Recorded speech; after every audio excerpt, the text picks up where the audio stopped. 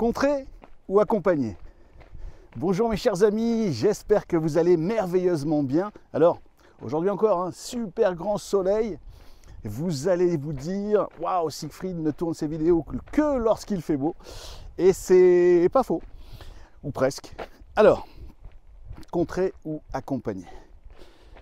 La semaine dernière, un de mes amis, conférencier de renom français, me téléphone et me dit, oui Siegfried, je ne comprends pas en ce moment, les clients veulent des conférences à moindre coût.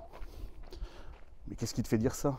Bien, tu vois, là, je viens de raccrocher avec un client et il me dit, vous êtes cher. Alors moi, pour le contrer, je lui dis, oui, je suis cher. Oui, mes conférences sont chères. Waouh! Mes chers amis, là, je l'ai arrêté. Et je lui dis, attends, tu l'as contré comme ça? Il me dit oui.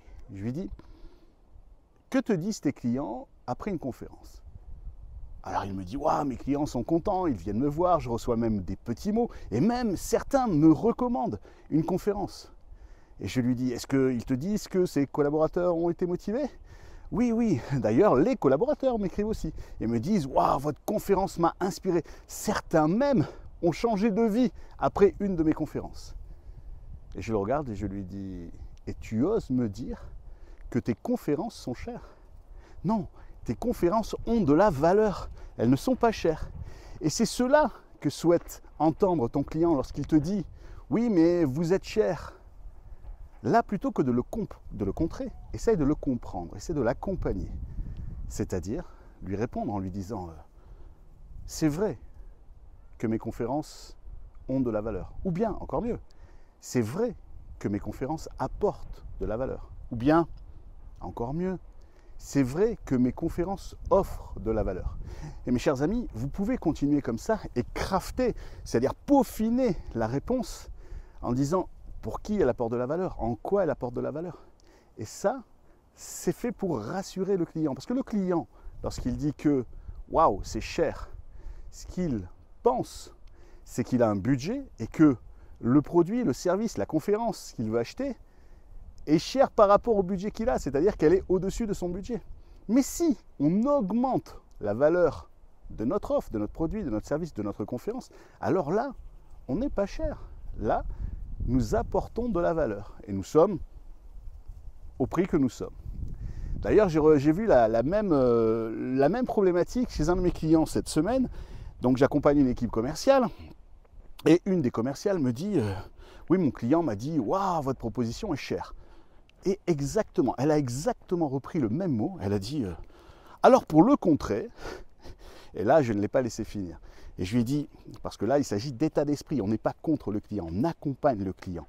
On a un objectif, on a une solution pour lui, donc la solution va vers la résolution de sa problématique, alors on ne peut pas être contre lui, on est avec lui pour résoudre la solution. C'est ça qu'il faut bien comprendre. Alors je lui dis, tu aurais pu lui dire, expliquez-moi mieux, ou bien qu'est-ce qui vous fait dire cela, ou dites-moi plus. Et là, le client va t'expliquer. Ah ben oui, justement, le client m'a dit que mon concurrent était à 70 € et nous à 350. Et je lui dis, ah oui, mais le concurrent, bien, on récupère beaucoup de ses clients, parce que justement, les clients ne sont pas contents. C'est pas ça que veut entendre le client. Le client, ce que vous pouvez dire à la place, ou ce qu'elle aurait pu dire à la place, c'est ah oui, écoutez, je ne connais pas mon concurrent, ou bien je ne travaille pas pour mon concurrent. En revanche, ce que je sais, c'est que nous vous offrons ceci, ceci, ceci, ceci, ceci, cela, pour 350 €. Et elle peut même ajouter, compléter en disant je crois que les délais de livraison sont importants pour vous. Hein. Vous avez un événement à la fin du mois et vous voulez être certain, garanti, que vos délais de livraison seront respectés. Oui, ça c'est hyper important. Sachez que nous respectons à 100% nos délais de livraison. Et preuve à l'appui, bien entendu. Vous ne pouvez pas lancer ça comme ça. Preuve à l'appui. Par exemple par des témoignages clients ou par exemple par une étude que vous aurez fait réaliser par un organisme extérieur, peu importe. Ou bien, elle peut dire, oui, j'ai compris que la qualité pour vous du produit que vous souhaitez est importante. Bonjour. Oui, c'est vrai, la qualité est importante pour moi. Eh bien, sachez que, et puis là, elle peut avancer des arguments. En fait, ce qu'elle essaye de faire, ce qu'elle fait, c'est qu'elle comprend le client, elle l'accompagne, elle ne le contre pas. Pourquoi? Parce qu'elle a la solution dans sa mallette pour le client. Donc autant ne pas le contrer. Comme elle a la solution dans la mallette, elle, ce qu'elle veut, c'est accompagner le client vers la résolution de son problème, et donc avec la solution.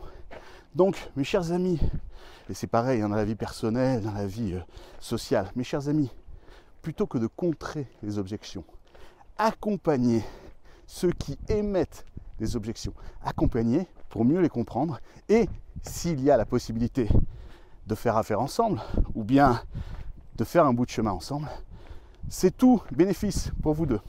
Voilà mes chers amis, accompagner plutôt que contrer, utilisez cette astuce en abondance.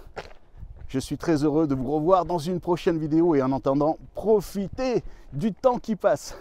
À très vite mes chers amis.